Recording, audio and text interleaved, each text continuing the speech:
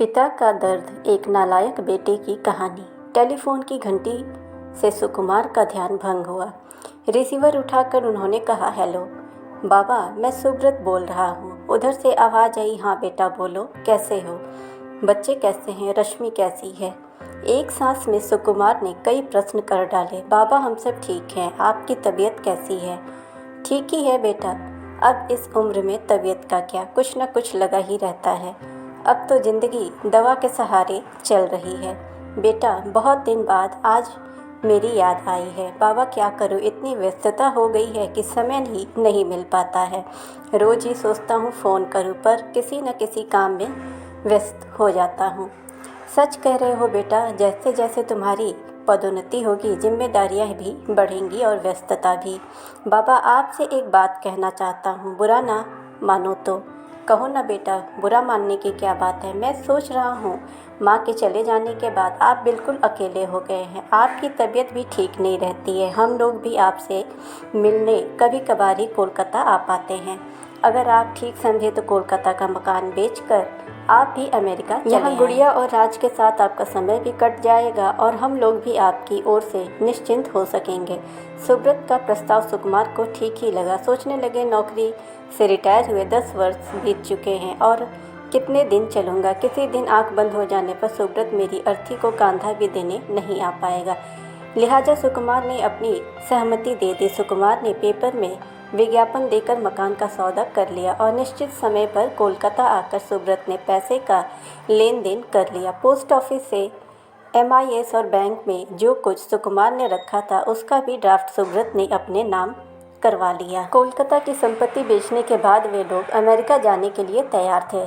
निश्चित समय पर वे लोग दमदम एयरपोर्ट पर पहुंच गए। सुब्रत ने कहा, बाबा आप यहाँ सोफे पर बैठिए, मैं चेक इन करके आता हूँ, फिर आपको लेकर चलूँगा। सोफे पर सुकुमार बैठ गए। उनका मन अतीत में खो गया। जिंदगी के एक एक पन्ने खुलने लगे। जिस मकान को इतने शौक से बनवाया था उसे बेचते समय मन कचोट रहा था। सर्विस में रहते हुए सुकुमार ने पत्नी चंद्रा से कहा था, तुम्हारी इच्छा हो तो कंपनी का क्वार्टर ले लेते हैं, आराम से रहेंगे। परंतु चंद्रा तैयार नहीं थी। कहने लगी, आज हम आराम से रह लेंगे, परंतु रिटायर होने पर फिर तो फुटपाथ पर आना पड़ेगा। बच्चे कहाँ रहेंगे?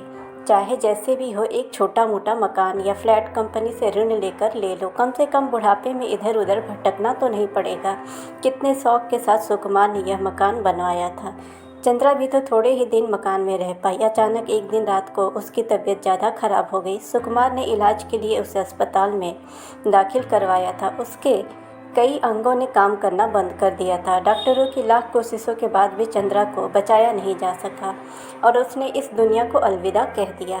चंद्रा की मौत के बाद सुब्रत और रश्मि कोलकाता आए और कुछ ही दिनों बाद वे वापस चले गए। उनके जाने के बाद इस बार सुकुमार बिल्कुल अकेले हो गए थे। कहीं पर भी मन नहीं लगता था। इतने बड़े घर में अकेले रहना मानो घर काटने के लिए दौड़ता हो। खाना बनाने और झाड़ू पोछा आदि के लिए एक महिला को पार्ट टाइम रखा था जो घर का सारा कामकाज करती थी। अचानक सुकुमार का ध्यान भंग हुआ। उन्हें लगा कि काफ़ी देर हो चुकी है। सुब्रत चेक इन करके अभी तक आया नहीं था। घड़ी पर नज़र डाली तो लगभग 2 घंटे का समय निकल गया था। सुकुमार ने अमेरिका जाने वाली फ़्लाइट के काउंटर पर जाकर पूछा, मैडम, मेरा नाम सुकुमार बनर्जी है। मेरे बेटे का नाम सुब्रत बनर्जी है। हमें अमेरिका की फ़्लाइट पकड़नी थी। सुब्रत चेक इन के लिए आया होगा। काउंटर पर कार्यरत महिला ने यात्रियों की लिस्ट देखकर बताया, जी हाँ, सुब्रत बनर्जी नाम के यात्री ने चेक इन किया था और अमेरिका की फ़्लाइट निकले हुए 1 घंटे से अधिक हो गया है। परंतु मैडम, उसी फ़्लाइट से तो मुझे भी अमेरिका जाना था। ऐसा कैसे हो सकता है कि मुझे बिना लिए ही फ़्लाइट चली गई? अंकल जी, जितने भी यात्री उस फ़्लाइट में जाने वाले थे सभी गए हैं, कोई यात्री छूटा नहीं है, अन्यथा हमारी ओर से घोषणा जरूर की जाती है, महिला ने कहा। तो क्या मुझे बिना लिए ही सुब्रत अमेरिका चला गया? इसका मतलब तो यह हुआ कि उसने मेरी टिकट लिया ही नहीं था। यह कैसी जालसाजी है? सुकुमार के पैरों तले मानो ज़मीन ही खिसक गई। वे सिर पकड़कर सोफे पर बैठ गए। सोचने लगे, सुब्रत क्या इतना निष्ठुर हो सकता है, जिसको पढ़ाने लिखाने में हमने अपने जीवन के सुनहरे दिन न्यौछावर कर दिए। हर तरह की कटौती करके सुब्रत की पढ़ाई लिखाई में कभी भी कमी हमने नहीं आने दी।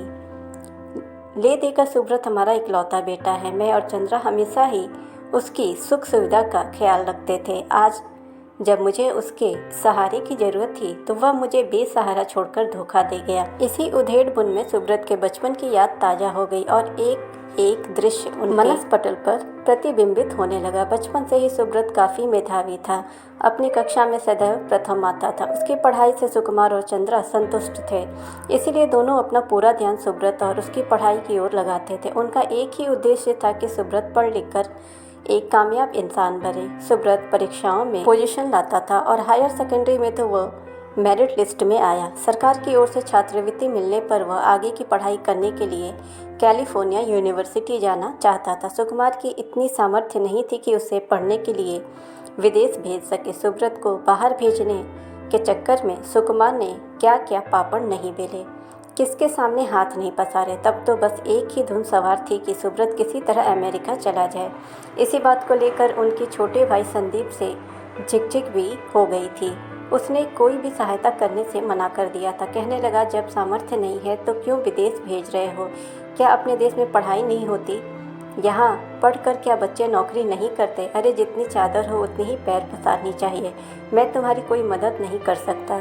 संदीप के आचरण से सुकुमार को काफ़ी तकलीफ हुई थी। उन्होंने मन ही मन ठान लिया था कि चाहे जो भी हो, अब मदद के लिए भाई के दरवाजे पर कदम नहीं रखेंगे। तभी से दोनों भाइयों के बीच एक कटुता आ गई थी और आपसी संबंध ही एक तरह से टूट गया था। सुकुमार सोचने लगे कि चाहे जैसे भी हो सुब्रत को बाहर भेजना ही है। कुछ सरकारी छात्रवृत्ति, कुछ पीएफ से ऋण और कुछ अन्य स्रोतों से व्यवस्था करके आखिर में वे सुब्रत को विदेश भेजने में कामयाब हो गए। कैलिफोर्निया यूनिवर्सिटी में भी सुब्रत का एकेडमिक करियर उज्जवल रहा, जिससे वहीं पर उसे जॉब भी मिल गई और वह अपना ध्यान वहीं लगाने लगा। सिक्योरिटी कर्मचारी की आवाज़ सुनकर सुकुमार का ध्यान टूटा। वह पूछने लगा, सर आपको कहाँ जाना है? मैं देख रहा हूँ काफ़ी समय से आप यहाँ पर बैठे हुए हैं। बेटा मैं कहाँ जाऊँगा यह तो मैं भी नहीं जानता। मुझे बेटे के साथ अमेरिका जाना था, परंतु वह तो मुझे छोड़कर चला गया। अब तकदीर मुझे जहाँ ले जाएगी वहीं जाना पड़ेगा। इतना कहकर सुकुमार खड़े हो गए और सोचने लगे, इस मुसीबत की घड़ी में किसके पास जाऊँ, कौन मुझे सहारा देगा। उन्होंने दिमाग पर काफ़ी जोर दिया, परंतु कुछ भी सूझ नहीं रहा था। चहलकदमी करते हुए वे एयरपोर्ट से बाहर निकल गए और बस पकड़ने के लिए आगे बढ़े। अचानक उनके जेहन में बचपन के दोस्त दीपांकर की याद आई। दोनों साथ साथ स्कूल व कॉलेज में पढ़े थे और उनका आपस में पारिवारिक संबंध भी था। वे सोचने लगे, क्या दीपांकर मेरी मदद करेंगे? क्या उसने मुझे माफ़ कर दिया होगा? वैसे मैंने तो कोई अपराध नहीं किया था। सिर्फ सुब्रत के करियर की वजह से मैं दीपांकर की पत्नी मालिनी की बात नहीं मान सका था। मालिनी चाहती थी कि उनकी बेटी देवयानी की शादी सुब्रत से हो जाए ताकि वह अपनी आंखों के सामने बेटी का घर बसता देख ले। मालिनी को मालूम था कि उसे जो बीमारी लग गई है, अब वह ज़्यादा दिन की मेहमान नहीं है। उसने शादी का प्रस्ताव मेरे सामने रखा था, परंतु उसी समय सुब्रत विदेश जाने की तैयारी कर रहा था, इसलिए यह प्रस्ताव उसे स्वीकार नहीं किया और हमने इतनी जल्दी में शादी करने से मना कर दिया था। फिर भी दीपांकर के अलावा उसे कोई नहीं सूझ रहा था। सोचा चल कर देखने में हर्ज ही क्या है, हो सकता है अब तक उसने माफ़ कर दिया हो। उसके सामने रोऊंगा, गिड़गिड़ाऊंगा और अपनी मजबूरी बताऊंगा तो शायद उसका मन पिघल जाए। एक बार दीपांकर के घर चलता हूँ, फिर जैसा होगा देखा जाएगा। यह सोचते हुए वे दीपांकर के घर की ओर चल दिए। थोड़ी ही देर पश्चात दीपांकर के घर वे पहुंच गए और दरवाजे पर लगी कॉल बेल का स्विच दबा दिया। कॉल बेल की आवाज़ सुनकर दीपांकर की नौकरानी काजल ने दरवाज़ा खोला और पूछा, किससे मिलना है? दीपांकर है घर पे? जी हाँ, बाबू तो हैं घर पे, पर आप कौन? उन्होंने कहा, उनसे कहो कि उनका दोस्त सुकुमार बनर्जी आया है। काजल ने जाकर दीपांकर से कहा, कोई सुकुमार बनर्जी नाम के सज्जन आपसे मिलना चाहते हैं। उन्होंने आपको अपना मित्र बताया है। सुकुमार बनर्जी का नाम सुनते ही दीपांकर ने कहा, उन्हें अंदर बुलाकर सोफे पर बैठाओ। जैसे ही दीपांकर ने ड्राइंग रूम में प्रवेश किया, सुकुमार के धैर्य का बांध टूट गया और वे फूट फूट कर रोने लगे। आंखों से अविरल अश्रुधारा बह रही थी, जबान भी खुल नहीं रही थी। उनका मन अपने बचपन के साथी के सामने जी भर के रो लेने को कह रहा था। दीपांकर ने पास जाकर सुकुमार के कंधे पर हाथ रखते हुए पूछा, सुकुमार क्या बात है, इस तरह जोर जोर रोए जा रहे हो? यह क्या हालत बना रखी है? सुकुमार की झिकी बंद गई थी। ज़बान से एक शब्द भी नहीं निकल रहा था, और निकल रहा था तो सिर्फ आंसुओं का सैलाब।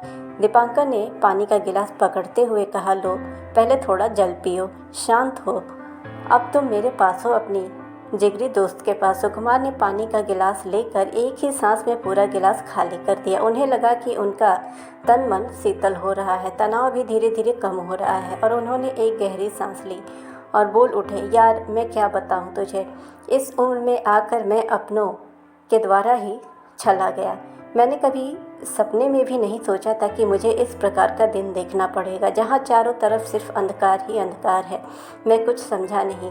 कुछ खुल कर भी बताओगे या फिर इस प्रकार सिर्फ पहेलियाँ ही बुझाते रहोगे? तुम्हारी हालत देखकर मेरे जेहन में तरह तरह के प्रश्न उठने लगे हैं। इसके बाद सुकुमार ने सारी घटना दीपांकर के सामने बयां कर दी। दीपांकर ने गहरी सांस लेते हुए सुकुमार की एक एक बात बड़े ध्यान से सुनी। अब सुकुमार ने इस हालत में पहुंचने का कारण स्पष्ट हो गया था। दीपांकर कहने लगा, यह कैसी विडंबना है, जिस पिता ने अपने बेटे को पढ़ाने और एक अच्छा इंसान बनाने के लिए अपना सब कुछ दांव पर लगा दिया हो, उसके साथ ऐसा सलूक, उसको उच्च शिक्षा दिलाने के लिए अपनों से भी जिसने संबंध खराब कर लिए, उसे ऐसा करते हुए जरा सी भी संकोच नहीं हुआ। क्या माँ बाप इसी दिन के लिए अपने बच्चों को पालते पोसते हैं कि उम्र के इस पड़ाव पर उन्हें धोखा मिले? आजकल के बच्चे कितने स्वार्थी हो गए हैं। माँ बाप अपने 4 बच्चों को पाल पोस कर पढ़ा लिखा कर कामयाब बनाते हैं, परंतु 4-4 बच्चे एक माँ बाप की देखभाल नहीं कर सकते हैं। जब उन्हें सहारे की ज़रूरत होती है तो बच्चे उनके साथ इस तरह का सलूक करते हैं। दीपांकर का मन ग्लानि से भर गया। सोचने लगा, इससे तो अच्छी तो लड़कियाँ होती हैं जो पराए घर जाकर भी जीवन भर माँ बाप के सुख दुख को बांटने की कोशिश करती हैं। उन्हें अपनी बेटी देवयानी की याद आ गई। दूर रहते हुए भी बाबा का हालचाल पूछे बगैर सोती नहीं। फ़ोन पर ही 1000 हिदायतें देती रहती है। बाबा, नाश्ता व भोजन समय पर कर लेना, दवा समय समय पर लेते रहना, सुबह शाम पार्क में टहलना जरूर, सेहत का ख्याल रखना, खाली समय का उपयोग पुस्तकें पढ़कर टीवी देखकर करना, आजकल क्रिकेट का मैच भी हो रहा है उसे देखना, आदि आदि सुकुमार कहने लगे। दीपांकर, अब मैं क्या करूं, कहाँ जाऊं, कुछ समझ में नहीं आ रहा है। बेहतर हो मुझे किसी वृद्धा आश्रम में भेज दो। क्या कह रहे हो सुकुमार? मेरे रहते हुए वृद्धा आश्रम में जाने की ज़रूरत नहीं है, यहाँ मैं भी अकेला रहता हूँ। शादी के बाद देवयानी के पूना चले जाने से मैं भी तो अकेला हो गया हूँ। मेरी मदद करने के लिए काजल है, वो 24 घंटे मेरे सुख दुख का ख्याल रखती है। अच्छा है तुम आ गए हो, अब हम दोनों का समय आराम से कट जाएगा। पुरानी बातें हमें जीवन जीने का प्रेरणा देंगी। मुझे उम्मीद है तुम ना नहीं करोगे। सुकुमार का सिर कृतज्ञता से झुक गया। उन्हें लगा कि आकाश के गहन अंधकार में आशा की एक किरण दिखाई दे रही है।